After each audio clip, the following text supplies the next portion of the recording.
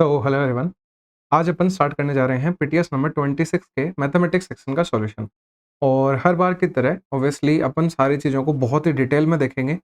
हर एक क्वेश्चन को समझेंगे कि कैसे उसको सॉल्व करना है, उसकी शॉर्ट ट्रिक क्या है, या फिर उसको और क्या मेथड से सॉल्व किया जा सकता है, या फिर एग्जाम में अप्रोच अपनी क्या रहेगी, वो खास करके अपन देखेंगे। तो बिना किसी टाइम को वेस्ट किए हुए अपन स्टार्ट करते हैं पहले नंबर के क्वेश्चन से। देखो भाई, पहले नंबर के क्वेश्चन में क्या गिवन है, इसमें दे रखा है कि average of 8 consecutive odd number निकालना है। देखो एक बात बताता हूं, मैं छोटी सी बात बताना चाहूंगा कि भाई अक्सर देखो मैं ऐसी बातें करके टाइम वेस्ट बिल्कुल भी बिल्कुल टाइम ज़ाया नहीं करता हूं। मैं डायरेक्टली अपन स्टार्ट कर देते हैं और खत्म करके चले जाते हैं। लेकिन ये छोटी सी बात है जो काफ़ी इंपॉर्टेंट है, ध्यान दीजिएगा। मैं ये बताना चाह रहा हूँ कि भाई आपने अगर कोई क्वेश्चन किया है और आपको वो आता है, फिर भी आपको ऐसा लगा कि इसमें मैंने टाइम कंज्यूम किया है या फिर मेरे को कोई दूसरा मेथड पता होना चाहिए, तो भाई ज़रूर रुक के उसको देखिएगा, भागिएगा मत। अब जैसे ये क्वेश्चन मैं बोलता हूँ कि 90% बच्चों ने कर लिया होगा, लेकिन भाई रुक के देखो, क्या पता आपको और कोई छोटा मेथड पता लगे, क्या पता आप और आसानी से कर पाओ, एग्ज़ाम में टाइम से कर पाओ। भाई अगर 30 सेकंड भी बच रही है तो पक्का फ़ायदेमंद है आपके लिए ऑब्वियसली वो चीज़। तो जैसे देखो, इसको सोल्व करने के लिए एक छोटी-सी बात बताता हूँ आपको। भाई काफ़ी बच्चों ने कैसे इसको सिम्प्लीफाई किया होगा कि इसमें एक नंबर माना होगा। एक एक एग्जांपल ले लेते हैं अपन की, जैसे नंबर आपने माना होगा n+1, इसके पिछला आपने नंबर लिया होगा ओड जो होगा वो n-1, इसके आगे n+3, और ऐसे करके आपने इधर और इधर करके 8 नंबर टोटल लिए होंगे। इनका एवरेज के लिए इन सभी को जोड़ा होगा और बटे 8 किया होगा, और बराबर में 28 अपन को क्वेश्चन में दे रखा था। आपने यहाँ से n निकाला और आपने सबसे छोटा और सबसे बड़ा नंबर देख लिया। भाई ये एकदम बेसिक अप्रोच है और ये काफी टाइम कंज्यूमिंग है। मैं एक छोटी सी बात बताना चाहता हूँ, ध्यान से सुनिएगा मेरी बात। आपके पास में कोई भी 3 ओड नंबर एक बार अपने दिमाग में सोचो, कॉन्सेक्यूटिव होने चाहिए वो। कोई भी रैंडम एग्जांपल 3, 5, 7 ले लेते हैं अपन। भई ये 3 ओड नंबर हैं, कॉन्सेक्यूटिव हैं। अगर मैं ये बोलूँ कि इनका एवरेज निकालो आप, तो क्या होगा इनका एवरेज? 7 और 5 12, 12 और 3 15, और 15 बटे 3, क्योंकि 3 नंबर हैं ये, तो ये कितना आएगा? 5। अरे तो ऑब्वियसली बीच वाला नंबर ही आएगा ना। यही तो होता है एवरेज। इस चीज़ का मतलब क्या है? तो दिमाग लगाओ ना इस क्वेश्चन के अंदर भी, कि अगर 8 कॉन्सेक्यूटिव ओड नंबर का एवरेज 28 दे रखा है, तो ऐसे मानो कि 28 एग्ज़ैक्टली उनके बीच में है। इससे जस्ट बड़ा ओड नंबर क्या होगा? 29। इससे जस्ट छोटा ओड नंबर क्या होगा? 27। लेकिन अपन को तो 8 लेने थे। भई ये तो 1 और 1 2 ही आए हैं। इसके आगे के भी लिख दो 3, इसके पीछे के भी लिख दो 3। तो जैसे 31 आ गया, 33 आ गया, 35 आ गया। पीछे के लिखूँगा, 25 आ जाएगा, 23 आ जाएगा, 21 आ जाएगा। देखो 4 ओड नंबर ये रहे, 4 ओड नंबर ये रहे, और चारों क्या हैं? कॉन्सेक्यूटिव हैं। इनका ऑब्वियसली एवरेज क्या आ रहा है? 28 आ रहा है, जो बीच की संख्या होती है वो। इसने क्या बोला? सम ऑफ स्मॉलेस्ट और लार्जेस्ट नंबर बताओ। 21 और 35 जोड़ दो। 21 और 35 स्मॉलेस्ट और लार्जेस्ट है। इनको जोड़ेंगे 56 आ जाएगा। 56 अपना इस क्वेश्चन का करेक्ट आंसर हो जाएगा। अब बताओ, कुछ सोचना पड़ा, कुछ जोड़ना पड़ा, कुछ कैलकुलेट करना पड़ा, कोई एवरेज लेना पड़ा? नहीं भाई, जो दे रखा है आराम से सिंप्लीफाई हो गया। सेकंड नंबर के क्वेश्चन पे चलते हैं। इसी तरीके से सारे क्वेश्चन करवाऊंगा। इसमें क्या बोला है? 6 बजे से लेके 12 बजे तक कॉलोनी के पास सड़कों से गुजरने वाली कारों की जो संख्या है, वो इस हिस्टोग्राम में अपन को दे रखी है। एक चीज़ मैं ये अज़्यूम करूँगा कि आप क्वेश्चन पढ़ के आए हो। क्वेश्चन पढ़ के समझने में टाइम वेस्ट बिल्कुल नहीं करेंगे, डायरेक्टली सॉल्व करेंगे, आगे बढ़ेंगे। ये बोला है कि किस घंटे के दौरान गुजरने वाली कारों की जो संख्या है, वो 6 बजे से 11 बजे तक गुजरने वाली कारों की संख्या की औसत संख्या से अधिक है। भई पहले 6 से लेके 11 तक का औसत निकाल लेते हैं। अरे तो औसत कैसे निकालेंगे 6 से लेके 11 तक का? 6 से लेके 11 तक को जोड़ दो। ये यहाँ से यहाँ तक ही जोड़ना है, ये वाला नहीं लेना, क्योंकि ये 11 से 12 में आ रहा है। ठीक है भई, इनको जोड़ेंगे तो क्या आ जाएगा? 70 प्लस में 105 प्लस 130 और प्लस ये कितना है? 95। 1 सेकंड में ज़ूम करके देख लेता हूँ, क्योंकि कई बार हाँ, 130 के बाद में 115 अपन ने मिस कर दिया और 95 और आ जाएगा। ठीक है भई। तो 115 अपन मिस कर दिए थे, वो रहा। तो ये तो 15 बन गया। भई एक और चीज़ बताता हूँ, अपनी कैलकुलेशन को ऐसा बना लो कि टाइम वेस्ट बिल्कुल ना करो। बच्चों की तरह मत जोड़ो 5 और 5 और 5। बिना पेन को, बिना हाथ का यूज़ लिए, बिना बिना और बोले बिना, कि 7 और 3 और 9, टाइम बचाओ, मत करो ये सारी चीज़ें। लगातार करो, 7 3 10, 10 9 19, 19 और 1 20, ऐसे करना है। तो 2 कैरी लिख जाएगी और ये कितना हो जाएगा? 3 और 2 5 हो जाएगा। तो 505 आ गया। 505 के अंदर भाग किसका देंगे? भई ऑब्वियसली 5 संख्याएँ हैं, 5 का भाग देंगे, 101 आ जाएगा। इसने ये बोला इस 101 से बड़े कौन-कौन से के अंदर है? ज़्यादा कौन-कौन से के अंदर है नंबर? अरे तो देखो भई, जाओ इसके अंदर। 101 से बड़ा ये भी है, ये भी है, ये भी है। तीनों बड़े हैं, कौन-कौन से? 7 से 8, 8 से 9 और 9 से 10, ये ऑप्शन आ जाएगा। मतलब डीआई के क्वेश्चन ऑब्वियसली आपके लिए हमेशा एक बोनस के तौर पे काम करेंगे, सिर्फ आपको बेसिक कैलकुलेशन आनी चाहिए। परसेंटेज, रेशियो, मल्टीप्लाई, डिवाइड, अगर ये चीजें आती है, गुणा, भाग, प्लस, माइनस करना आराम से कर सकते हो, कोई दिक्कत नहीं है। थर्ड नंबर के क्वेश्चन पे चलते हैं। एक पोस्टर है, वो एक बिल्डिंग के टॉप पे लगा हुआ है। अब मेरे को एक बात बताओ, पोस्टर कैसे लगेगा? भाई ये एक बिल्डिंग है, मान लो ये बिल्डिंग जो है वो h हाइट की है, ठीक है? अब इसके ऊपर अगर पोस्टर लगाओगे तो पोस्टर की कुछ हाइट होगी ना, और अगर ये चीज समझ में नहीं आ रही तो इसने क्वेश्चन में आगे खुद ने बोला है कि एक व्यक्ति है वो इमारत से 50 मीटर की दूरी पे जमीन पे खड़ा है। भाई ये 50 मीटर दूरी पे खड़ा है, ये बोल रहा है पोस्टर के शीर्ष और पोस्टर के तल, मतलब शीर्ष और तल कब आएगा? शीर्ष और तल जब ही तो आएगा ना जब उसकी एक हाइट होगी, ठीक है भाई? तो ये हाइट को x मान लो। अब ये तो शीर्ष हो जाएगा, ये तल हो जाएगा। इसने बोला है इस पॉइंट से इस शीर्ष और तल के कोण दे रखे हैं इसने, बिल्कुल उन्नयन कोण है 45 डिग्री। ये ध्यान रखना, पहले इसने बात करी थी पोस्टर के शीर्ष की, यानी ऊपर वाले सर की, टॉप की, तो इसका एंगल 45 डिग्री है। फिर इसने इसी पॉइंट से नीचे वाले की बात करी तो ये एंगल 30 डिग्री है रेस्पेक्टिवली। ध्यान दे लेना भाई। ये बोल रहे हैं पोस्टर की ऊंचाई का 200% क्या होगा, मतलब इस x का 200% क्या होगा? x इंटू 200% हटाएंगे तो 100। ये अपन को लास्ट में कैलकुलेट करना है, बस x निकालना है, आराम से आंसर आ जाएगा। कैसे निकालेंगे देखिएगा, बड़ा ही आसान है। भाई मेरे को पहले एक बात बताओ कि ये जो मैंने ट्राइंगल मार्क किया है, इस ट्राइंगल में मेरे को इस एंगल के लिए, ये बात बहुत जरूरी है, कई बच्चों को कंफ्यूजन होता है कि भाई आपने ये परपेंडिकुलर और ये बेस कैसे ले लिया? अरे तो भाई परपेंडिकुलर पूछी है, बेस दे रखा है, यही काम में लेंगे तो tan थीटा लग जाएगा। परपेंडिकुलर और बेस में tan थीटा आता है, ठीक है? ये वाली चीज आपको पता होगी, पंडित बद्रीनाथ प्रसाद हर हर बोले। तो परपेंडिकुलर के लिए तो क्या आ जाएगा? एच है। बेस क्या आ जाएगा? 50 बराबर में tan थीटा आएगा। tan 30 है अपना, tan 30 की वैल्यू में डायरेक्टली 1/√3 लिख देता हूँ। यहां से मैं h कैलकुलेट करूंगा तो वो आ जाएगा 50/√3। ठीक है भाई, आगे चल लेते हैं। अब मैं ट्राइंगल लूंगा दूसरे वाला, ये देखिएगा लाल कलर से, ये वाला ट्राइंगल दिख रहा है अपन को। बड़े वाले ट्राइंगल के अंदर अगर मैं tan थीटा लगाता हूँ, tan थीटा मेरा 45 है, परपेंडिकुलर परपेंडिकुलर पूरी आएगी इस बार, यानी x प्लस h पूरा आएगा, अपॉन में बेस तो 50 ही आएगा। tan 45 की वैल्यू 1 होती है, यानी यहां पे अगर मैं 1 रखूंगा तो x प्लस h बराबर 50 आ जाएगा। कायदे की बात है, ठीक है? वैल्यूज पुट करो भाई, कोई दिक्कत नहीं है। ये h की वैल्यू 50/√3 यहां रख दो, क्योंकि अपन को x निकालना है। ये रहा x, ठीक है भाई। तो मैंने यहाँ पे रखा x, प्लस में h की जगह मैंने रखा 50/√3 और बराबर में 50। तो यहाँ से मैंने x कैलकुलेट किया तो 50 माइनस 50/√3 आ गया, और इसको अपन सिंप्लीफाई करेंगे तो ये आ जाएगा 50√3 माइनस 50 और बटे√3। दिख नहीं रहा मेरे को, पक्का पता है। ऊपर लेके चल लेते हैं अपन, इस चीज को यहाँ लिख लेते हैं। x की वैल्यू ये आ गई, मैं इसका डायरेक्टली 200% कर देता हूँ और वैल्यू भी लिख देता हूँ। वैल्यू अपनी आई थी 50√3 माइनस 50 और बटे में √3। मैंने एलसीएम लेके सोल्व किया है इस वाली चीज को, वो मैंने ऊपर लिख दिया है। इसका अपन को क्या करना है? 200/100 करना है। मेरे को एक बात बताओ, यहां से 50 कॉमन ले सकते हो, ठीक है? मैंने वो 50 कॉमन ले लिया है। तो देखिएगा एक बार भाई, ये सारी चीजें हटा देते हैं क्योंकि वरना आएगा नहीं यहाँ पे, पहुंच पहुंच हो जाएगा थोड़ा सा, ठीक है भाई? तो देखिएगा, इसमें से मैंने 50 कॉमन लिया, √3 माइनस 1 लिखा, और अपॉन में जो √3 है ना, हर एक ऑप्शन में देखो नीचे रूट सिर्फ 3 लिखा है, रूट है नहीं। तो मैं क्या करूंगा, √3 जो है ना, इसके लिए √3 से ऊपर नीचे गुणा भाग कर दूंगा। सेम चीज है, गुणा भाग करने पे कोई फर्क नहीं पड़ता, ठीक है? इंटू में 200/100 आ जाएगा।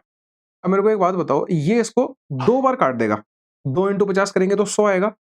100 इंटू, देखो 100 आ गया और नीचे 3 आ गया। भाई पहली बात तो 100 और 3 इसी ऑप्शन में, और बाकी इस √3 को अंदर गुणा करोगे तो ये 3 बन जाएगा, माइनस √3 आ जाएगा। ये ऑप्शन बिल्कुल से आपका मैच हो जाएगा। भाई इस चीज को सोल्व करके देख लेना, अगर किसी को समझ में नहीं आया तो अपने हिसाब से। बाकी मैंने बता दिया है, कोई दिक्कत नहीं है। अपन चलते हैं 4th नंबर के क्वेश्चन पे। इसी तरीके से आगे बढ़ते रहेंगे जल्दी जल्दी, कोई टाइम वेस्टेज नहीं होगा। इसने बोला है कि ratio of profit of P and Q 5:8 दे रखा है। प्रॉफिट का रेशियो 5:8 है, इन्वेस्टमेंट का रेशियो पूछा है, और टाइम पीरियड का जो रेशियो है वो 3:5 है। अपन को एक चीज पता है, प्रॉफिट बराबर क्या होता है? Investment into time. भाई अगर ये फॉर्मूला किसी को याद भी नहीं आ रहा है तो वो दिमाग भी लगा सकता है यार, कि क्या दिमाग लगाएगा कि किसी इंसान का प्रॉफिट कितना होगा, जितना ज्यादा वो इन्वेस्टमेंट करेगा। किसी इंसान का प्रॉफिट कितना ज्यादा होगा, जितना ज्यादा वो टाइम के लिए रखेगा। तो प्रॉफिट जो है वो इन्वेस्टमेंट के और टाइम के डायरेक्टली प्रोपोर्शनल होता है, समानुपाती होता है, ठीक है भाई? तो यहां से अपन को आई यानी इन्वेस्टमेंट निकालना है। इन्वेस्टमेंट की अगर मैं यहां से वैल्यू निकालूंगा तो प्रॉफिट अपॉन टाइम आ जाएगी। इतना बस अगर आप समझ गए तो इजीली सॉल्व कर सकते हो। भाई इसका रेशियो मान लो x, मतलब मल्टीप्लाइंग फैक्टर x मान लो, क्योंकि 5 रेशियो तो 8 ये रेशियो है। अब मैंने 5x और 8x इसको वैल्यू बना दी। यहाँ पे एक अलग मानना पड़ेगा मल्टीप्लाइंग फैक्टर, तो ये 3y और 5y आ गया। मेरे को इन्वेस्टमेंट 1 अपॉन इन्वेस्टमेंट 2 का रेशियो बताना है। प्रॉफिट 1 अपॉन टाइम 1 मतलब P अपॉन T आएगा, बेसिकली इतना ही बात है। तो क्या आएगा 5x अपॉन 3y। भाई पहले पहले बंदे का आएगा प्रॉफिट अपॉन टाइम, फिर दूसरे बंदे का नीचे आएगा 8x और बटे में 5y। इसको मैं ऊपर लेके चला जाऊंगा इस वाली चीज को, तो क्या आ जाएगी 5y और बटे में 8x। ऑब्वियसली अपन को पता था कि जो y से y है वो कटेगा, x से x है वो कटेगा। 5 इंटू 5 25 बटे 8 इंटू 3 24, ये आंसर आ गया अपना। बड़ा ही आसान है, कोई दिक्कत नहीं है, एकदम बेसिक बेसिक चीजें हैं। कहीं कोई मुश्किल लगे ऑब्वियसली अपन उसको आसान बना देंगे, ठीक है। 5वें नंबर के क्वेश्चन पे चलते हैं। एक रिवर है, भाई बहुत ध्यान से समझिएगा ये क्वेश्चन को, मैं एकदम विजुअलाइज करके दिखाऊंगा आपको। एक रिवर है, मान लो ये रिवर है अपनी, ये 6 मीटर डीप है, यानी कि रिवर को अगर आप ऐसे देखते हो ना, तो 6 मीटर गहरी दिखती है अपन को, मतलब ये हाइट है इसकी 6 मीटर, ठीक है। 35 मीटर चौड़ी है, मतलब कि ये जो है ना 35 मीटर चौड़ी है, और इसमें पानी फ्लो हो रहा है 2.5 किलोमीटर प्रति घंटे की रफ्तार से। भाई पानी जो है वो ऐसे फ्लो हो रहा है, बिल्कुल, और ये ऐसे गहरी है, ठीक है, कोई दिक्कत नहीं है, अपन को पूरा समझ में आ गया है यहाँ तक। पानी की स्पीड क्या है, इसने क्या दिया है 2.5 किलोमीटर प्रति घंटे की स्पीड से फ्लो हो रहा है। ये बोल रहा है अमाउंट ऑफ वाटर जो है वो रन कर जाएगा इस सी में पर मिनट। 1 मिनट में कितना पानी फ्लो होता है ये बताना है अपन को। अब भाई निकालने का क्या तरीका है, बड़ा आसान है, ध्यान से देखिएगा। मेरे को एक बात बताओ आप कि कितना पानी फ्लो होगा 1 मिनट के अंदर, ये निकालने के लिए अपन इसका हेल्प लेंगे। देखिएगा कैसे, भाई 2.5 किलोमीटर पानी बह रहा है 1 घंटे में, सही बात है। अगर मैं 1 घंटे को मैं 60 मिनट बोल सकता हूँ ऑब्वियसली, ये बात सबको पता है। तो 2.5 किलोमीटर पानी बह रहा है या चल रहा है 60 मिनट में। 1 मिनट में ये पानी कितना चलेगा 2.5 किलोमीटर और बटे 60, 2.5 बटे 60 किलोमीटर चल जाएगा। लेकिन एक बात देखिए आपने, हर एक ऑप्शन अपना मीटर में दे रखा है। अरे तो भाई इसको मीटर में बदल लो, तो देखो क्या आ जाएगा 2.5 बटे 60। किलोमीटर को मीटर में बदलने के लिए 1000 से गुणा करते हैं। एक बात ये ध्यान रखिएगा भाई, जिस बच्चे को इस चीज में कंफ्यूज होती है वो दिमाग में उठा लो ये चीज, कि अगर आपको बड़ी चीज को छोटी में बदलना है तो 100% आप गुणा करोगे, छोटी से बड़ी में जाना है तो भाग करोगे, बस इतना ध्यान रखना है। अभी किलोमीटर एक बड़ी वैल्यू है, मेरे को छोटी में जाना है मीटर में, सही बात है, तो गुणा करूंगा मैं। अब गुणा कैसे करूंगा, 1000, अपन को पता है 1000 मीटर में 1 किलोमीटर होता है, तो मैंने इसको 1000 से गुणा कर दिया। इस पॉइंट से ये जीरो हटा दिया, इस जीरो से ये जीरो काट दिया, ये 250 बटे 6 आ गया। यानी कि 250 बटे 6 क्या आ गई कि 1 मिनट में कितना पानी फ्लो हो रहा है। लेकिन इसने क्या बोला कि अमाउंट ऑफ वाटर पूछा था, ये तो अपन ने 1 मिनट का फ्लो निकाला है। अरे अमाउंट कितना फ्लो होगा भाई, 6 हाइट है, 35 इसकी चौड़ाई है, अरे तो ये पूरा एक वॉल्यूम कवर करेगा ना, वो उतना ही तो पानी फ्लो होगा। आप इसको एक टैंक मान लो, ऐसे मान लो, उस टैंक का एग्जैक्टली उसने 1 मिनट के अंदर उसमें कितना पानी आया है ये पूछ लिया, वॉल्यूम निकालेंगे। और ऑप्शन से भी देख सकते हो, हर ऑप्शन में क्यूब दे रखा है, क्यूब कब निकलता है जब वॉल्यूम आती है, ठीक है भाई। तो वॉल्यूम का फॉर्मूला क्या हो जाएगा, length into breadth into height. भाई हाइट मेरी 6 है, ब्रेड्थ मेरी 35 है, लेंथ अभी अभी मैंने निकाली है 250 बटे 6, यहाँ पे रखो 250 बटे 6, 6 से 6 को उड़ा दो, जीरो का जीरो आ जाएगा। इन दोनों को गुणा कर लो, 25 से 5 बार 125, 12 कैरी लगी, 25 थी 75, 75 और 12 87, 8750 मीटर क्यूब इसमें पानी 1 मिनट के अंदर फ्लो हो जाएगा, या फिर इतना अमाउंट ऑफ पानी इसमें रन करता है। बड़ा ही आसान था। चल लेते हैं 6 नंबर के क्वेश्चन पे। 6 नंबर के क्वेश्चन में क्या बोला है कि ए और बी मिलकर एक काम को 12.5 दिन में कर लेते हैं। तो मतलब ए प्लस बी एक काम को 12.5 दिन। भाई देखो इनको डायरेक्टली फ्रैक्शन में लिखते जाओ, क्योंकि ऑब्वियसली आगे अपन को एलसीएम लेना है। ये प्रैक्टिस करी हुई चीजें होती हैं तो अपने आप दिमाग में आ जाता है। मैं क्यों लिखूंगा भाई 12.5, क्योंकि देखो आगे 18.75 है, एलसीएम लेने में कितना जोर आएगा, मैं डायरेक्टली 12.5 को बदल के लिख दूंगा 25/2, ठीक है भाई। बी प्लस सी इसने क्या बोला, बी और सी मिलकर इस काम को 18.75 दिनों में। अब देखो 18.75 में मेरा क्या दिमाग चलेगा, 0.75 है, 0.75 का पॉइंट हटाऊंगा 75/100, ये क्या होता है 3/4 होता है। डायरेक्टली दिमाग में होनी चाहिए ये चीज। तो 18 सही 3/4 आ जाएगा, यानी 18 चौके 72 और 3 75, 75/4 आ जाएगा। और सी प्लस ए जो है वो मिलकर इस काम को कितने टाइम में कर लेते हैं, 15 दिन में पूरा कर लेते हैं। अब देखो एलसीएम लेना कितना आसान है, कैसे, क्योंकि भाई अब सिर्फ ऊपर ऊपर वालों का एलसीएम लेना है, 25, 75 और 15 का 75 होता है एलसीएम, कितना आसान बना दिया। अब अपन को इनकी एफिशिएंसी निकालनी है, तो डिवाइड करके निकालेंगे। 75 में 25/2 का भाग देना है। मैं एक वाले डिटेल में बता रहा हूँ, बाकी दो डायरेक्टली लिखूंगा। 75 के अंदर 25/2 का भाग देना है, वो ऊपर आ जाता है, तो ये इससे 3 बार कटता है और 6 आ जाता है, 3 दूनी 6। तो डायरेक्टली भी तो कर सकते हो, 75 से 75 को 1 बार काट दो, 1 गुणा 4 4 आ जाएगा। 15 से 75 को 5 बार काट दो, ठीक है। अब देखिएगा, इन सभी को मैं जोड़ता हूँ इधर, तो क्या बनेगा? हर चीज़ 2-2 बार आएगी, तो 2 times a plus b plus c आ गया। इधर अपन ने जोड़ा तो 6 और 4 10 और 5 15 आ गया। ठीक है भाई। तो a plus b plus c की जो वैल्यू है वो 15/2 आ गई। ये एफिशिएंसी तीनों की आ गई। आगे बढ़ते हैं, क्या बोला इसने कि a, b और c मिलकर उसी काम को d के साथ कितने दिनों में पूरा कर पाएँगे? भई अपन को ये निकालना है कि a, b, c, d इस 75 काम को कितने दिनों में कर सकते हैं? कैसे निकलेगा? 75 के अंदर इनकी एफिशिएंसी से भाग देना पड़ेगा। उसके लिए d की एफिशिएंसी चाहिए। आगे पढ़ते हैं। इसने क्या बोला कि कितने टाइम में पूरा कर पाएँगे? जो c से केवल 40% कुशल है। मतलब कि 40% कुशल है, जो डी है वो सी का। पहले सी की एफिशिएंसी तो निकालो, सी की कुशलता तो निकाल लो। तो कैसे निकलेगी? देखिएगा, भाई सी की कुशलता निकालनी है तो ए और बी की घटा दो। ए और बी की कुशलता कितनी है? 6 है। तो मैं यहाँ पे ए और बी की कुशलता 6 रखी प्लस सी बराबर 15/2। सी क्या आ जाएगी यहाँ से? सी बराबर आ जाएगा 15/2 माइनस 6। मैं एलसीएम लेके इसको सोल्व करूँगा तो ये आ जाएगा 3/2। सी की कुशलता आ गई 3/2। मेरे को तो डी की निकालनी है। तो डी की कुशलता कैसे आएगी? 3/2 का 40% कुशल है। अधिक और कम नहीं बोला इसने, बस ये बोला कि 40% कुशल है, तो इसका 40% निकाल देंगे अपन, और कुछ नहीं करेंगे। देखो भाई, इसको सोल्व करो। 0 से 0 उड़ा दो, 2 से 4 को 2 बार उड़ा दो, 2 से 10 5 बार कट जाएगा। डी की कुशलता 3/5 आ गई। अब मेरे को यहाँ पे a plus B plus C plus D चारों की कुशलता लिखनी है। a प्लस बी की मिला के 6 है, तो मैं वही काम में ले लूंगा। c की कितनी है? 3/2, वो लिख दो। d की कितनी है? 3/5, वो लिख दो। अब ये बताओ, नॉर्मल सी कैलकुलेशन आ गई, इसको सोल्व कर लो। क्या आ गया भाई? मैं इसको यहाँ कर देता हूँ सोल्व।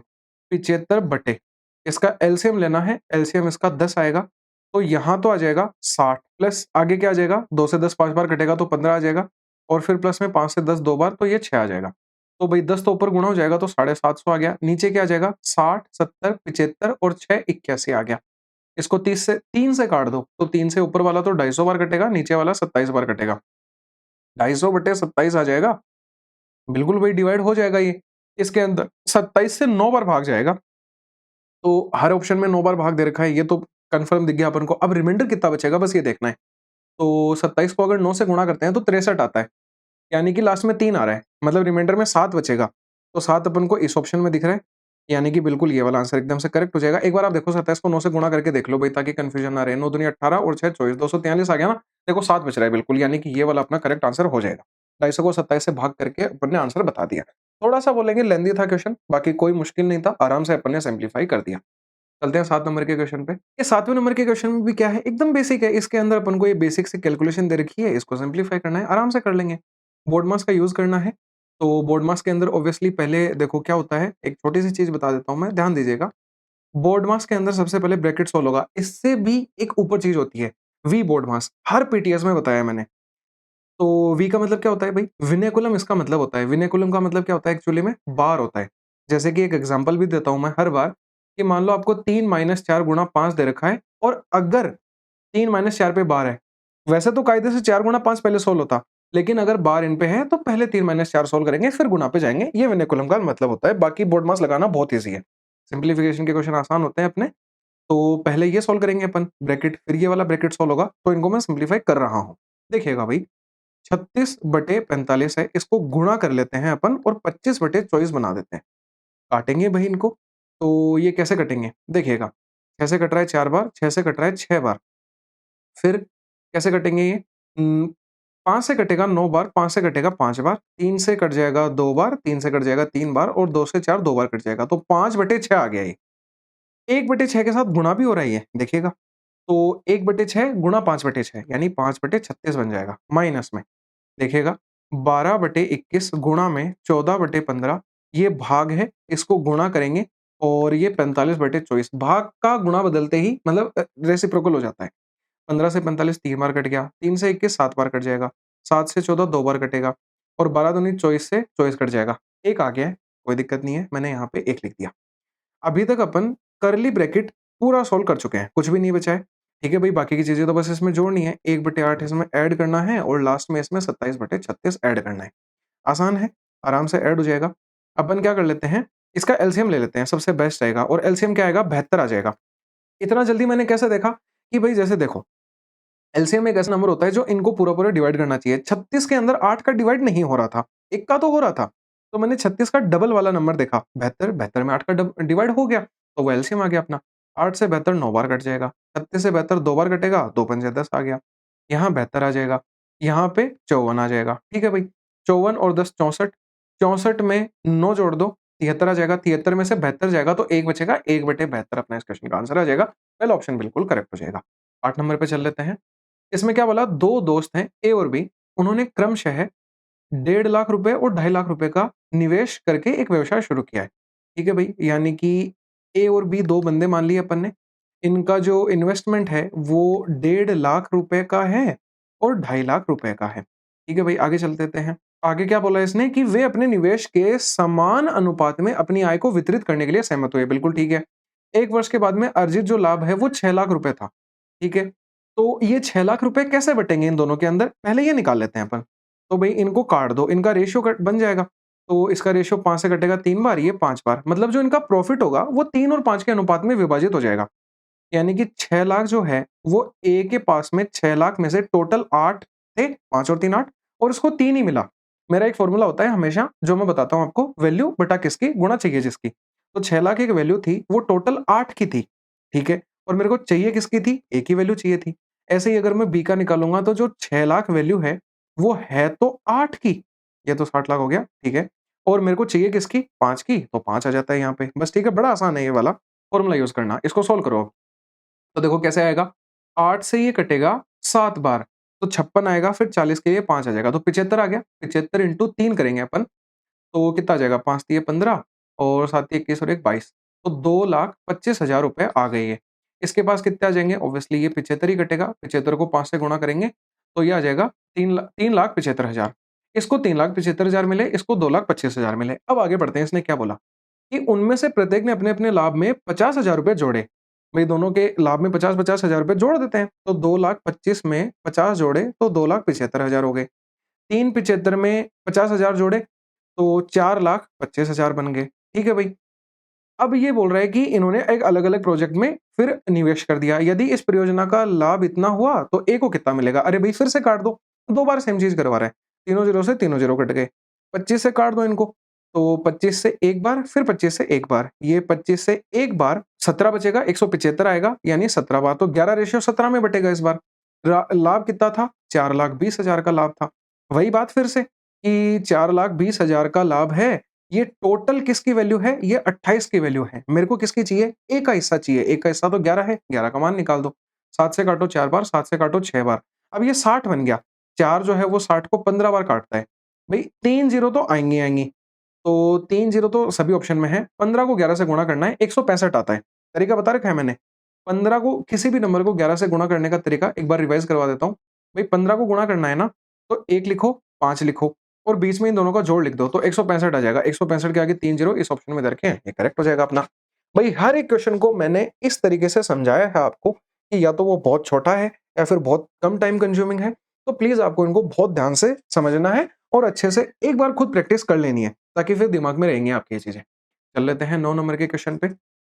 इसमें क्या बोला है कि सुरेश ने एक कंप्यूटर टेबल 9,000 रुपए में, ठीक है, कंप्यूटर टेबल है वो 9,000 रुपए में और एक सेंटर टेबल है, ठीक है भाई, सेंटर टेबल है और ये कंप्यूटर टेबल थी। ये इसने 4,000 रुपए में खरीदी, मतलब ये इनकी कॉस्ट प्राइस दे रखी थी। आगे क्या बोला, उसने कंप्यूटर टेबल को तो 8% के लाभ पे बेच दिया। इसको 8% के लाभ पे बेचेगा, 9,000 वाली चीज़ को 8% के लाभ पे 108/100 में बेचा जाएगा। बड़ा ही बेसिक है ये तो। तो अगर 2 ज़ीरो से 2 ज़ीरो काट दें, ये ज़ीरो तो एज़ इट इज़ आ जाएगी। 9 गुना 8 72 बन गया, 9 एकम 9 बन गया। ठीक है भाई? इधर देखते हैं, इसने क्या बोला सेंटर टेबल को कितने प्रतिशत लाभ पे बेचना चाहिए ताकि पूरे सौदे पे उसे 10% का लाभ हो? बड़ा ही आसान क्वेश्चन है। भाई 9 और 4 13,000 का टोटल कॉस्ट प्राइस था। इसने बोला टोटल पे अगर उसको 10% का लाभ करवाना है, तो 10% का लाभ करवा दिया मैंने बटे 100, दोनों ज़ीरो से दोनों ज़ीरो कट गई। पहले तो 2 ज़ीरो लग जाएँगे। अब देखो 13 को 11 से फिर से गुणा, शॉर्ट ट्रिक काम में आ रही है अपनी। तो 1 लिखो, 3 लिखो, बीच में दोनों दोनों का जोड़ लिख दो। 14,300 रुपए में अगर वो इन दोनों चीज़ों को बेचेगा, तो पूरे सौदे पे उसे 10% का, पूरे ट्रांज़ैक्शन पे 10% का फ़ायदा हो जाएगा। ठीक है भई? एक छोटी-सी इन्फॉर्मेशन दे दूँ आपको? कि ये जो मैंने 11 वाली ट्रिक बताई या फिर और बहुत सारी जो मैं ट्रिक्स बताता हूँ, ये सारी की सारी मैंने एक प्लेलिस्ट बना के शॉर्ट वीडियो में डाल रखे हैं अपने चैनल पे। तो भई जिसको भी देखनी है वो प्लीज़ जाके देखो, बहुत सारा टाइम बचेगा आपका। और कोई भी ऐसे फालतू-वालतू ट्रिक नहीं है जो मतलब 1-2 क्वेश्चन पे लग के खत्म हो जाती है। वो मतलब ऐसे मान सकते हैं कि सदाबहार ट्रिक्स हैं, तो हर जगह पे लगेंगी वो। तो भई उनको प्लीज़ देख लीजिएगा, ठीक है? बाकी 14,300 जो है, अगर ये बेचेगा, एसपी होगा, तो 10% का लाभ कमाएगा। उसने 9,720 में तो एक चीज़ बेच दी है ऑलरेडी, तो इस वाली चीज़ को कितने में बेचेगा? अरे भई 14,300 में से 9,720 घटाओ, तो ये 0 आएगा। यहाँ 8 आएगा, तो 2 के लिए 12, 12 में से 7 आएगा तो 5 आएगा और यहाँ पे 13 था, तो ये 4,000 रह जाएगा। भई अगर वो इस चीज़ को 4,580 में बेचता है, तो वो ओवरऑल ट्रांज़ैक्शन पे 10% कमा लेगा। लेकिन उसने तो पर्टिकुलर इस चीज़ का पूछा है, आसान है। भई इस चीज़ को उसने कितने पे एक्स्ट्रा बेचा? 580 पे एक्स्ट्रा बेचा।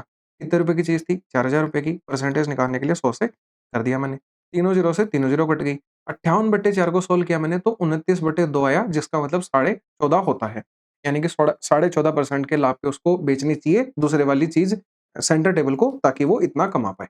10 नंबर के क्वेश्चन पे चल लेते हैं। इसमें क्या बोला है कि लीस्ट 6 डिजिट नंबर बताना है जो 71 से डिविजिबल है। भई इस क्वेश्चन को करने के लिए एक चीज़ बताता हूँ मैं आपको, आसान सी चीज़ है। सबसे पहले आप लिस्ट 6 डिजिट नंबर मान लो। ये 3 और 3 6 हो गए डिजिट और ये सबसे छोटा नंबर है 6 डिजिट का, इससे पिछला लेऊँगा तो वो 5 डिजिट का बन जाएगा, ठीक है। तो अब क्या करो, इस नंबर में 71 से भाग दो। भाई ये वाला क्वेश्चन तो इसी तरीके से करना ही पड़ेगा और कोई अप्रोच है ही नहीं इसकी। 71 से भाग दिया एक बार तो 71 आया। यहाँ पे कितना बच गया? 29 बच गया। फिर मैंने 0 उतारा, 290 आ गया। अब देखो, लेकिन ये मत करना कि मतलब बच्चों वाली तरह से गुणा कर रहे हो, नहीं, दिमाग लगाओ।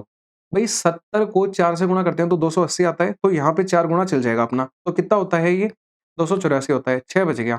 फिर मैंने 60 उतारा, 60 में भाग नहीं गया तो 0 लगाया, फिर 0 उतारा, 600 आया। अब 70 से भाग देके देखो ना इसमें, तो 70 को 8 से गुणा करने पे 560 आता है, तो ये भी काम कर जाएगा। 8 से कितनी बार आएगा? तो ये 568 आ जाएगा। अब यहाँ पे रिमाइंडर कितना बच गया ये निकालना ज़रूरी है। तो ये कितना बच गया? भई ये बच गया 32 रिमाइंडर बच गया। यानी कि अगर मैं इस 6 डिजिट वाले नंबर में से 32 घटा दूँ, तो ये जो नंबर आएगा, ये कंप्लीटली किधर से डिविजिबल होगा। तो एक बात बताओ मेरे को छोटा नंबर थोड़ी चाहिए, मेरे को तो 6 डिजिट का नंबर चाहिए। एक छोटी-सी कहानी समझाता हूँ मैं आपको, ध्यान से देखिएगा। मान लो जैसे एक नंबर है 25, इस 25 को मैंने 3 से विभाजित किया, तो 3 से इसके अंदर भाग गया 8 बार, तो 24 आया, तो 1 रिमाइंडर बचा।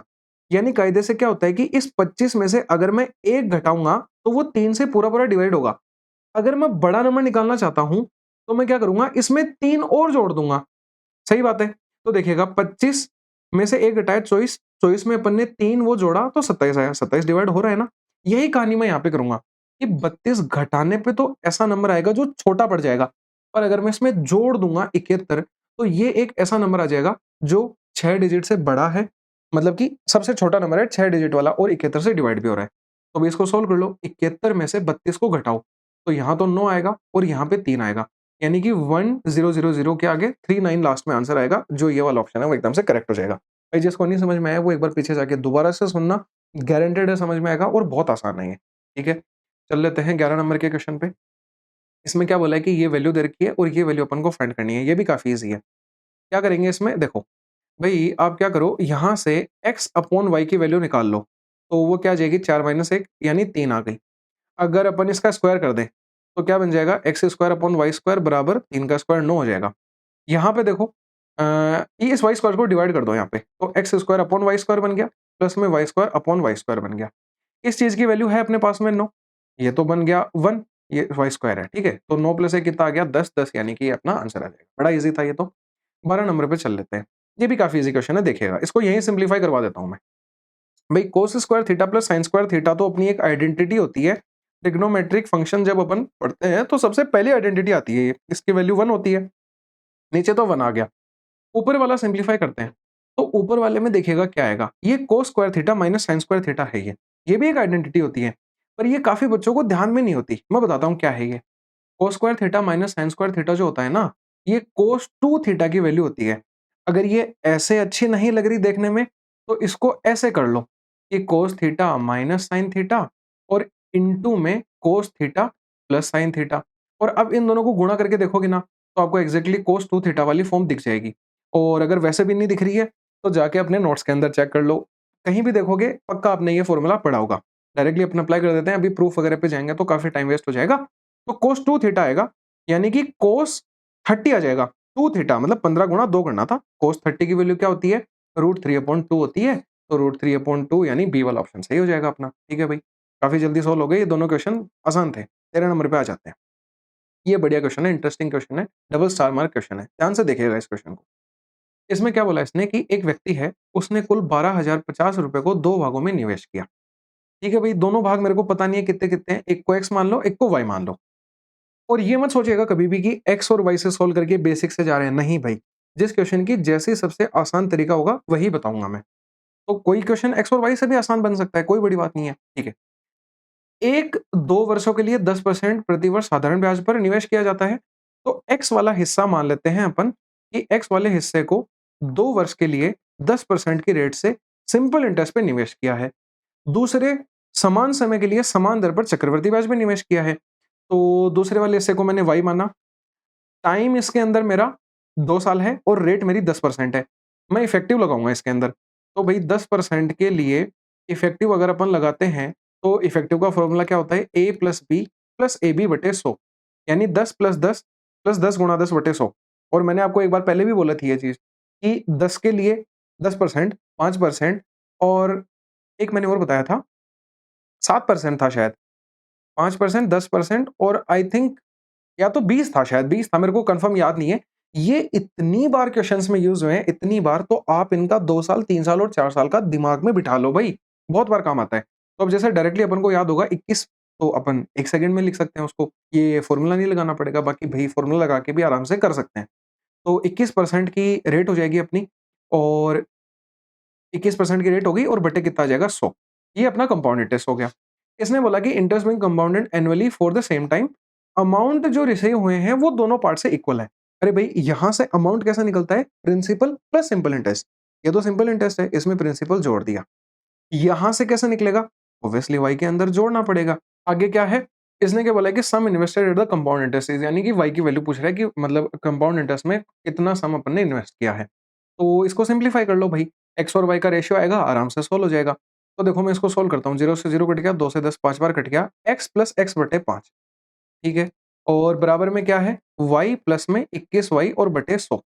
एलसीएम लेके सिंप्लीफाई करो इनको, तो देखो क्या बनेगा? ये तो बन गया 6x बटे 5, ये कितना बन गया? 121y और बटे में 100, ठीक है भाई? 5 से 100 कट जाएगा 20 बार। x बटे y की वैल्यू आ गई 121, तो यहाँ बच गया 6, इसके साथ गुणा होगा तो 120 आ जाएगा। ये वैल्यू आ गई। अब मेरे को एक बात बताना, x मेरा था सिंपल इंटरेस्ट में जो मैंने पैसा इन्वेस्ट किया है वो, y वाला कंपाउंड इंटरेस्ट वाला। ये टोटल अगर मैं जोड़ूँ तो वो दे रखा है 12,050 मेरे को, तो 12,050 वैल्यू ये किसकी है? बटा में किसकी आएगी ना? तो ये इन दोनों के जोड़ की है। इन दोनों का जोड़ कितना हो जाएगा? 241।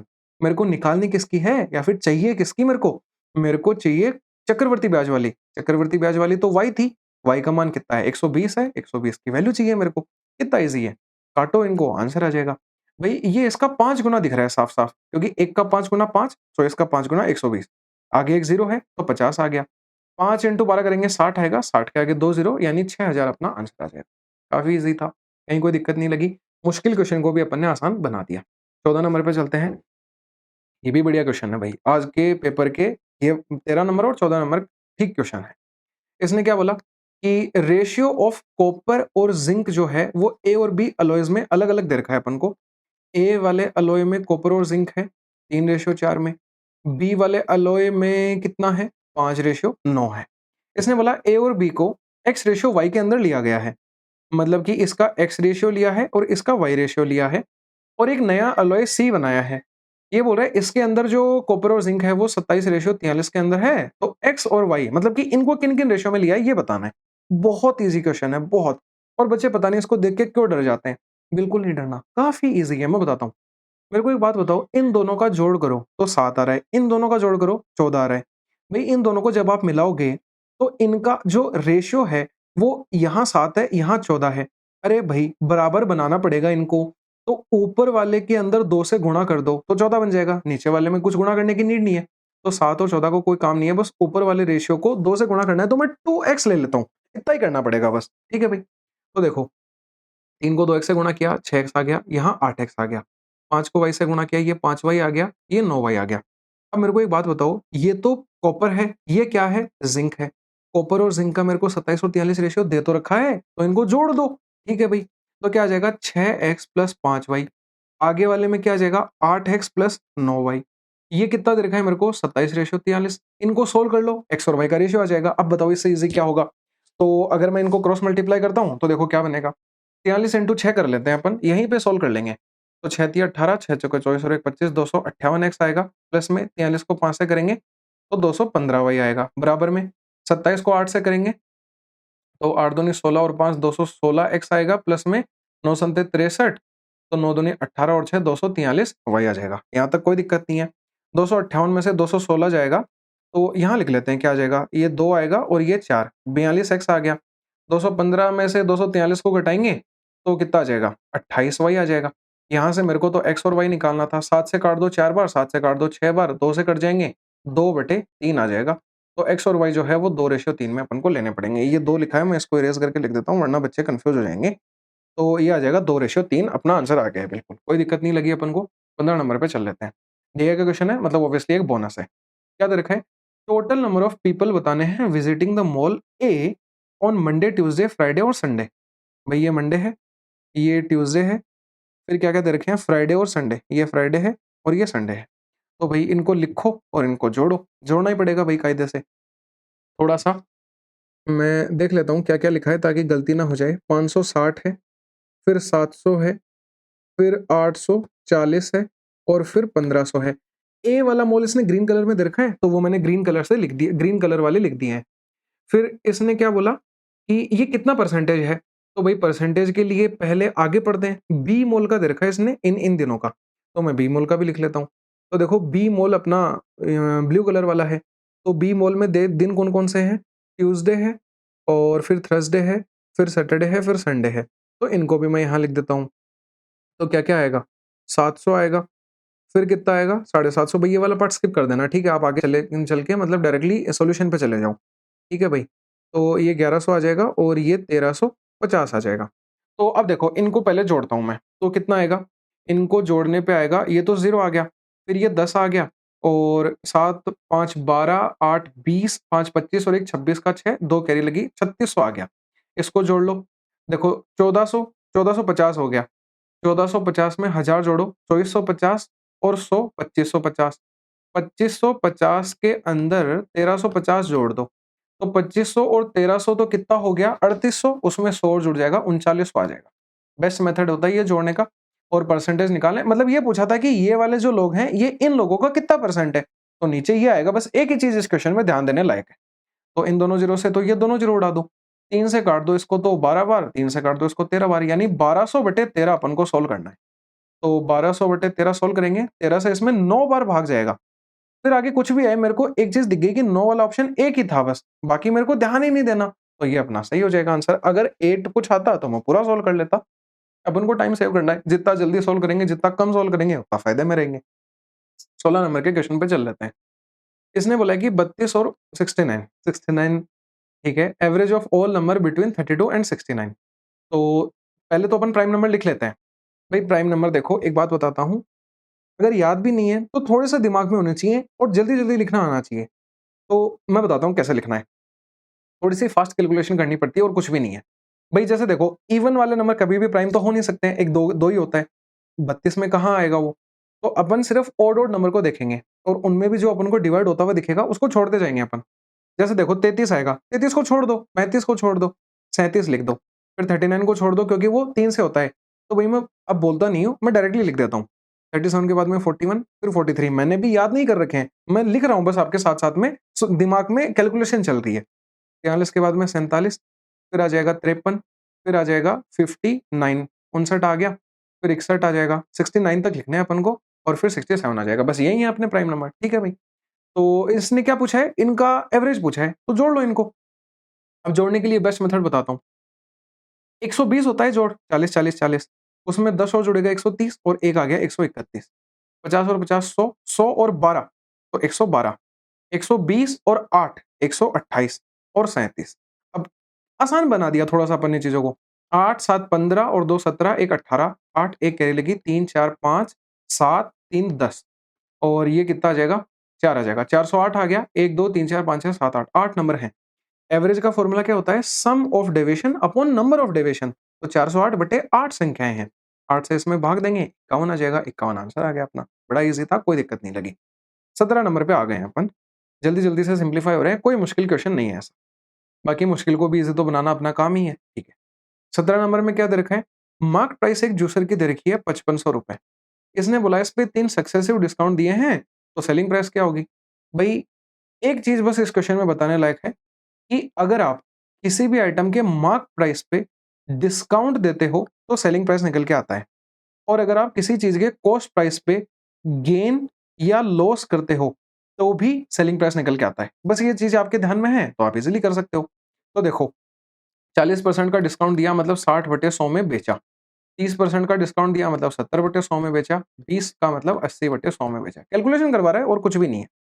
कैलकुलेशन तो अपन कर सकते हैं आराम से। दोनों ज़ीरो से दोनों ज़ीरो उड़ा दो। इन दोनों ज़ीरो से ये 2 ज़ीरो उड़ा दो। ये 1 ज़ीरो से ये 1 ज़ीरो उड़ गई। अब इनको ऐसे काट लो कि 5 से 11 बार, 5 से 2 बार, 2 से 8 4 बार काट दो। 7 इंटू 6 42, 42 इंटू 4 11 से गुणा मत करना कभी भी पहले, 11 से सबसे लास्ट में करना क्योंकि ट्रिक पता है अपन को। तो ये 168 आ गया, इसको 11 से गुणा करना है। डिवीजन भी हो जाएगा अपनी ट्रिक का। भई पहले 8 लिखो, फिर 1 लिखो, अब इनका जोड़ लिखो तो 14 आएगा। तो मैं 4 ही लिखूँगा, वो 1 कैरी लग जाएगा। 6 और 1 7 हो गया, 7 में ये 1 कैरी 8 जुड़ जाएगी, 1848 आ जाएगा। सी ऑप्शन अपना सही हो जाएगा। ठीक है भाई, 18 नंबर पे चल लेते हैं। बढ़िया क्वेश्चन है, शानदार क्वेश्चन है, थोड़ा-सा दिमाग लगाने लायक क्वेश्चन है। x प्लस 1 अपॉन x की वैल्यू दे रखी है √7 और अपन को इस चीज़ की वैल्यू बतानी है। भाई एक चीज़ तो ये अपन को पक्का पता है कि इसको ऐसी कोई फॉर्म में कन्वर्ट करना पड़ेगा जो अपन यहाँ से निकाल सकें। तो कैसे करेंगे? वही बस इस क्वेश्चन का खेल है। जैसे इसमें देखो क्या दे रखा है, पहले ये वैल्यू है, उसके साथ डिवाइड में ये वैल्यू है। अब ये कुछ भी नहीं बन रहा, मतलब यहाँ पे अपन कुछ भी नहीं रख सकते। अगर मैं इसमें ऊपर और नीचे x से भाग कर दूँ, तो ये बन जाएगी एक शानदार फॉर्म। कौन सी फॉर्म बनेगी? देखिएगा। मैंने ऊपर वाले में x से भाग किया। भाई सेम चीज़ से भाग, गुणा कर सकते हैं ऊपर-नीचे, कोई भी फ़र्क नहीं पड़ता है। तो मैंने ऊपर वाले में देखो x से भाग करूँगा, तो मैंने एक छोटा-सा x लगा दिया, यहाँ भी छोटा-सा x लगा देता हूँ। x स्क्वायर को x से डिवाइड करूँगा तो सिर्फ x बचेगा, इसके नीचे x आ जाएगा। फॉर्म बन गई है? दिख रहा है। इसमें x से भाग करूँगा तो x का क्यूब आएगा, इसमें x का भाग करेंगे तो x गुणा होगा एक तरीके से, तो 1 बटे x क्यूब आ जाएगा। फॉर्म बन गई है अपनी, देखिएगा। ऊपर वाले की वैल्यू तो डायरेक्टली √7 आ गई। नीचे वाले की वैल्यू क्या होगी? √7 का क्यूब माइनस में 3 टाइम्स √7 यही तो होती है। मैं ये लिख भी देता हूँ यार, ये काफ़ी शानदार फ़ॉर्मूला है कि x प्लस 1 अपॉन x अगर a दे रखा है और अपन को x cube plus 1 upon x cube निकालना है तो फ़ॉर्मूला होता है a क्यूब माइनस 3a। मैंने यही यहाँ पे काम में लिया है। इसकी भई सिम्प्लीफाई कर लो वैल्यू, तो ये तो √7 आ गया। √7 का क्यूब करेंगे तो 7 √7 आ जाएगा, माइनस में 3 √7, ये 4 √7 बन गया। तो √7 बटे 4 √7 ये तो कट गए, 1 बटे 4 अपना आंसर आ जाएगा। काफ़ी ईज़ी था। ठीक है भई, 19 नंबर पे चल लेते हैं। ये भी बढ़िया क्वेश्चन है। लेकिन अगर जब ही बढ़िया लगेगा ये वाला क्वेश्चन जब आपको फ़ॉर्मूला पता है। जिन बच्चों को फ़ॉर्मूला याद नहीं है वो इसमें फँसे हुए ही रह जाएँगे। ये मतलब बना-बनू के कोई सॉल्व नहीं कर सकता। इसको काफ़ी टाइम कंज्यूमिंग चीज़ है वो। तो ऑब्वियसली फिर स्किप कर देते हैं बच्चे। फ़ॉर्मूला दिमाग में रखो, फ़ॉर्मूला मैं याद करवाता हूँ आपको। 2 फ़ॉर्मूले होते हैं, एक डायरेक्ट कॉमन टेंजेंट का और एक ट्रांसवर्स कॉमन टेंजेंट का और दोनों बहुत ईज़ी हैं। देखिएगा भाई कितने ईज़ी फ़ॉर्मूले हैं, मैं बताता हूँ। दोनों फ़ॉर्मूला में क्या करना है आपको, d का स्क्वायर लिखना है। d का स्क्वायर लिखना है, यानी कि जो डिस्टेंस दे रखी होती है ना अपना दोनों सर्कल के सेंटर के बीच में, वो लिखनी है। फिर आपको लगाना है माइनस, दोनों फ़ॉर्मूला के अंदर। फिर क्या करना है, दोनों में लिखना है r1 r2 का स्क्वायर छोड़ थोड़ी-सी जगह छोड़ के r1 r2 का होल स्क्वायर। भाई जहाँ डायरेक्ट है, वहाँ माइनस कर दो, जहाँ ट्रांसवर्स है, t देखो प्लस जैसा दिखता है, यहाँ प्लस कर दो। अब बताओ इससे आसान कोई तरीका है ये फ़ॉर्मूला याद करने का? बिल्कुल नहीं है। अपन को क्या पूछा है इस क्वेश्चन के अंदर कि length of direct common tangent मतलब उभयनिष्ठ स्पर्श रेखा की लंबाई, यानी कि ये वाला फॉर्मूला काम में रहना है। डायरेक्टली वैल्यू पुट करेंगे और सिंप्लीफाई करेंगे।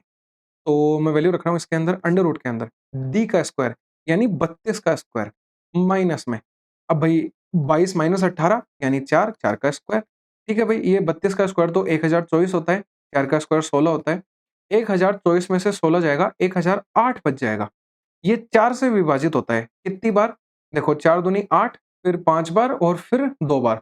तो अब 4 का रूट तो 2 बाहर आ जाएगा, तो 2 रूट 252 अपना इस क्वेश्चन का फाइनल आंसर आ जाएगा। 2 रूट 252 यानी कि जो ये वाला ऑप्शन है वो बिल्कुल से अपना सही हो जाएगा। ठीक है भाई, 20 नंबर पे चल लेते हैं।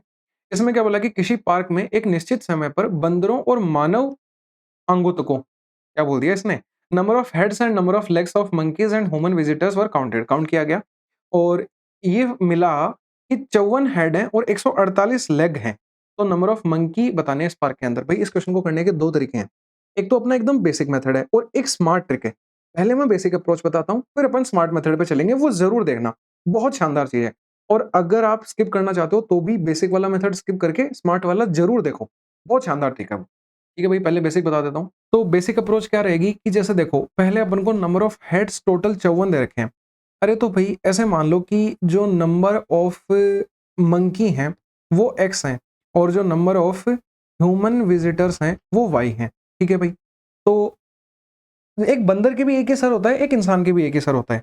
तो 1 गुणा x प्लस 1 गुणा y बराबर टोटल 54 सिर हो गए अपने पास में, कि बंदरों के सर और इंसानों के सर मिला के 54 हो गए। अब 148 टोटल पैर दे रखे हैं इसने, ये कैसे आएंगे कि भाई जो मंकी हैं उनके 4 पैर होते हैं तो 4 इंटू एक्स आएगा, लेकिन जो इंसान होते हैं उनके 2 पैर होते हैं तो 2 वाई आएगा। 2 इक्वेशन है, 2 वेरिएबल है, कोई भी सोल्व कर सकता है आराम से। मैं क्या करता हूँ सोल्व करने के लिए कि यहाँ से x की वैल्यू निकालता हूँ, 54 माइनस वाई आएगी, वो यहाँ रख देते हैं। तो x की जगह पे मैंने रख दिया 54 माइनस वाई प्लस 2y बराबर 148। सब्सटीट्यूशन मेथड मैंने काम में लिया है। आप एलिमिनेशन से भी कर सकते हो, दोनों को काट भी सकते हो, ऊपर वाले को 2 से या 4 से गुणा करके, जो मेथड आपको बेस्ट लगता है वो सिंप्लीफाई करो। तो अब इसको मैंने सॉल्व किया, ये आ जाएगा 216 माइनस 4y और प्लस 2y बराबर 148 आ गया। तो अब देखो इसको सोल्व करेंगे, भाई ये माइनस का 2y है, उधर जाके प्लस का 2y बनेगा। 216 में से 148 घटेगा तो क्या बचेगा, यहाँ 8 बचेगा, ये 6 बचेगा। ठीक है भाई, तो यहाँ से y की वैल्यू निकाल ली अपन ने 68/2 यानी 34 आ गई। अब मैं अगर यहाँ 34 रख दूंगा तो x प्लस 34 बराबर 54 यानी x की वैल्यू जो है वो 20 आ गई। ये था अपना बेसिक मेथड और आराम से अपन ने से आंसर निकाल लिया, जो सेकंड ऑप्शन है वो एकदम से करेक्ट हो जाएगा। तो अब देखो जो मैं ट्रिक की बात कर रहा था वो सुनिएगा, बहुत ध्यान से सुनना पड़ेगा, इसके अंदर सिर्फ वर्ड्स का खेल है कि इसने नंबर ऑफ हेड जो है ना वो 54 दे रखा है, तो इस 54 हेड के अंदर बंदर भी है और इंसान भी है। मैं ये मान लेता हूं कि बंदर है ही नहीं, सिर्फ ये इंसान है 54। 54 इंसानों के अगर मैं पैर गिनूंगा तो 54 इंटू 2, सबके 2-2 पैर होते हैं, तो टोटल 108 पैर यानी लेग्स आ गए। इसने मेरे को कितने 148 लेग दे रखे हैं। भाई 40 लेग का अंतर आ रहा है, ये किसकी वजह से आ रहे हैं कि मैंने जो बंदर नहीं गिने उनकी वजह से आ रहा है बिल्कुल। लेकिन हर एक बंदर के मैं 2-2 पैर तो गिन चुका हूं ना, क्योंकि हर एक इंसान के 2 पैर होते हैं, वो अपन ने बंदर में भी काउंट कर लिए, लेकिन बंदर के 2 पैर बच गए, वो 2 पैरों के कारण ही तो ये 40 का अंतर आ रहा है। तो अगर मैं इस 40 में 2 का भाग दे दूंगा तो टोटल मेरे पास में 20 बंदर आ जाएंगे, यानी कि 20 बंदरों की वजह से इस 40 का फर्क आ रहा था अपने, तो 20 अपना आंसर हो जाएगा। कुछ भी नहीं करना, बिना पेन उठाए बिना आप कर सकते हो। एक बार दोबारा बोलूंगा, सिर्फ ध्यान से सुनिएगा मेरे वर्ड्स को, कि 54 सर थे, वो बंदर और इंसान दोनों के थे। अगर मैं ये मान लूं कि बंदर है ही नहीं, सिर्फ इंसान है, तो टोटल 54 इंसान हो जाएंगे। 54 इंसानों के पैर अगर मैं गिनूंगा तो 54 इंटू 2 करेंगे तो 108 पैर आ जाएंगे। लेकिन मेरे को क्वेश्चन में पैर कितने दे रखे हैं, 148, यानी 40 पैरों की कमी है। ये कमी किसकी वजह से आ रही है, ये बंदरों की वजह से आ रही है, क्योंकि मैंने उनको गिना नहीं था, बंदरों के पैर नहीं गिने थे मैंने बंदरों के 2-2 पैर तो गिन लिए थे इंसानों में, पर उनके 4 पैर होते हैं, वो 2 पैर उनके मिसिंग रह गए। यानी कि अगर मैं इसको 2 से भाग देता हूं तो टोटल 20 यहाँ पे आ जाएंगे, या वो अपना आंसर हो जाएगा बिल्कुल से, कोई दिक्कत नहीं है। चल लेते हैं अपन 21 नंबर के क्वेश्चन पे। ठीक है भाई, अब आ जाते हैं 21 नंबर के क्वेश्चन पे। इसमें क्या बोला है कि एक सॉलिड क्यूब है, मतलब घन है, उसकी वॉल्यूम दे रखी है अपन को। तो इसको क्या बोला है कि कट किया गया है 27 क्यूब ऑफ इक्वल वॉल्यूम, मतलब छोटे क्यूब में काटा गया है। मैंने हर बार बताया है कि मेल्ट एंड रिकास्ट करते हैं, मतलब कि किसी चीज को पिघला के कुछ बनाते हैं या फिर किसी चीज को काट के कुछ बनाते हैं, हर बार अपन वॉल्यूम काम में लेंगे। तो बड़े वाले क्यूब की वॉल्यूम तो इसने दे रखी है 46656, छोटे वाले 27 क्यूब की वॉल्यूम के ये बराबर हो जाएगी। इनकी क्यूब की वॉल्यूम अपन को पता नहीं है तो ए क्यूब मान लो। यहाँ से a क्यूब की वैल्यू अगर मैं निकालूंगा तो 27 इसके भाग में आ जाएगा। ठीक है भाई, 27 भाग में आ गया, इनको 9 से काट देंगे, दोनों 9 से कट रहे हैं।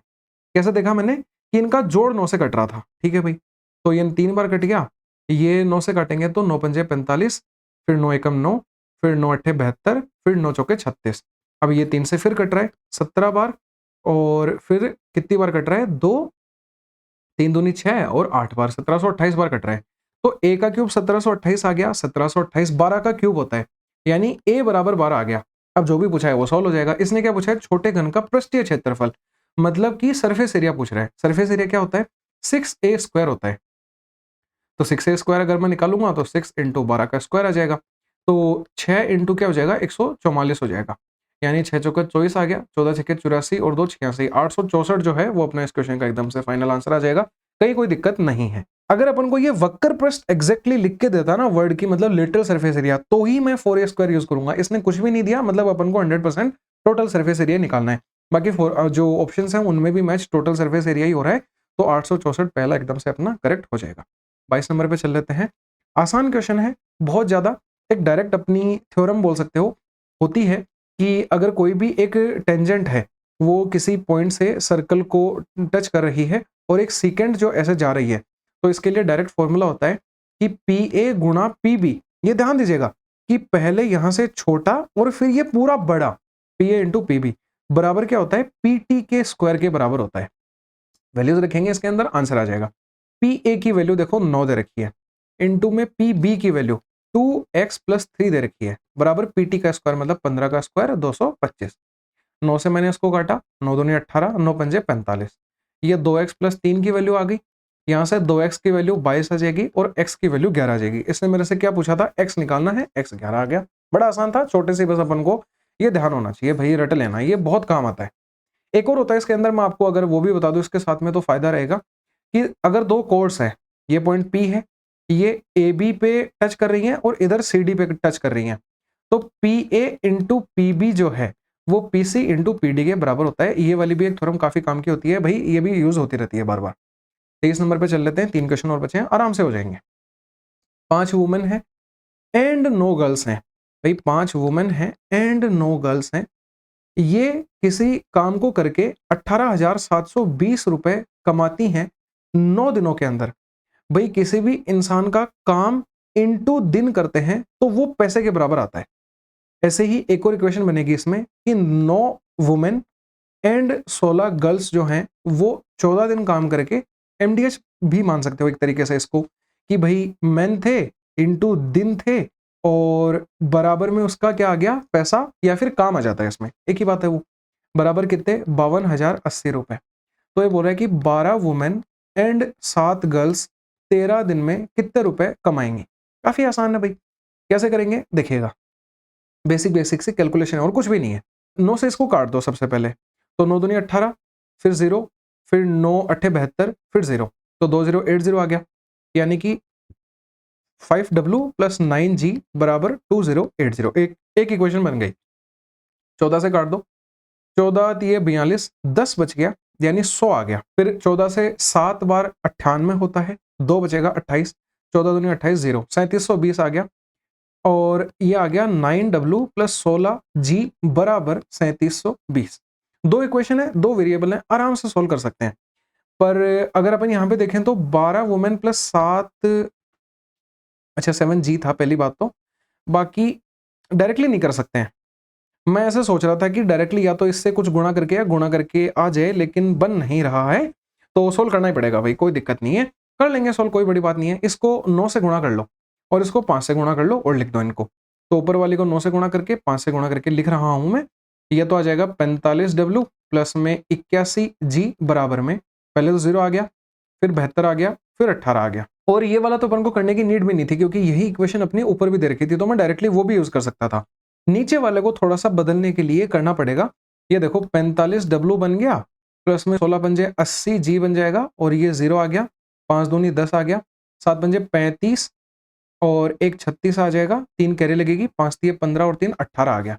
अब देखो ये दो इक्वेशन है, दो वेरिएबल है, आराम से सोल्व हो जाएंगे। इनको माइनस कर दो, ये तो कट गया, यहाँ 1G आ गया और बराबर कितना आ जाएगा, भाई ये आ जाएगा 120, तो जी की वैल्यू 120 आ गई। किसी भी एक इक्वेशन में पटक दो, आराम से डब्ल्यू निकल जाएगा। तो अपन इस इक्वेशन में रख देते हैं। तो देखो क्या आएगा, 5w प्लस में 9 इंटू जी करना है, तो 9 इंटू 120 करना है, तो क्या आ जाएगा 1080, क्योंकि 12 इंटू 9 108 होता है, और आगे एक जीरो लग गया, बराबर 2080। यहाँ से 5w निकालेंगे, ये घटाएंगे तो 1000 आएगा, और w की वैल्यू यहाँ से 200 आ जाएगी। अब w भी है, g भी है, इस इक्वेशन में पुट कर दो, आंसर आ जाएगा 12 इंटू w का मतलब 200, प्लस में 7 इंटू जी का मतलब 120, और ये पूरा गुणा होगा 13 के साथ में। तो भाई इधर मैं सॉल्व कर रहा हूँ, 12 इंटू 200 हो गया 2400, मतलब 12 इंटू 2 24, उसके आगे 2 जीरो, 7 इंटू 12 84 हो गया, 840 आ गया, इंटू करेंगे इसको 13 से, तो ये क्या आ जाएगा 0 4, और फिर आ जाएगा 24 और 8 32, 3240 को गुणा करना है 13 से।